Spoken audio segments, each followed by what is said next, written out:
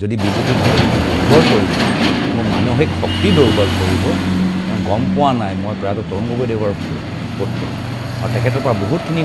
শিকিছোঁ শুনিছোঁ কেনেদৰে বেয়া দিনত তেওঁ ৰাজনীতি কৰিছে যি সময়ত সমাজৰ বহিষ্কাৰ নিজৰ পৰিবাৰৰ তেওঁ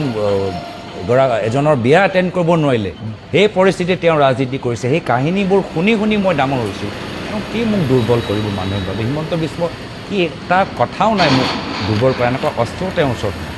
এই চাম দাম দন বেদ মোৰ লগত নচলিব না আলোচনা চলিব না পইচা চলিব না পেনাল্টিৰ পৰা ভয় কৰি না মোৰ মনত মানে মোৰ এনেকুৱা লাগিছে যে মোৰ ঘৰৰ ককা এজন মৰি গ'ল ভূপেন দাক বিশ্বাস কৰিছিলোঁ আৰু ভূপেন দাৰ এনেকুৱা আদৰ্শগত পতনটো মৃত্যুৰ নিচিনাই লাগিছে মানে ককা এজনৰ মৃত্যুৰ নিচিনাই লাগিছে তেখেতক বহুত সন্মান কৰিছিলোঁ যিকোনো প্ৰব্লেম হ'লে তেখেতলৈ ফোন এটা কৰোঁ তেওঁৰো কিবা এটা টেনশ্যন হ'লে মোলৈ ফোন এটা কৰে আৰু মই সঁচাকৈ কৈছোঁ মানে অসমৰ ৰাজনীতিত যদি আটাইতকৈ ভাল পোৱা মানুহ কোনোবা এজন আছিলে আটাইতকৈ ভাল পোৱা মানুহবিলাকৰ ভিতৰত তেখেত এজন মোৰ প্ৰিয়তম ব্যক্তি আছিলে তেখেতে কালিও মই দেখিছোঁ যে কালিও তেওঁ মোলৈ এটা মেছেজ পঠিয়াইছে you are my best friend forever বুলি তুমি মোৰ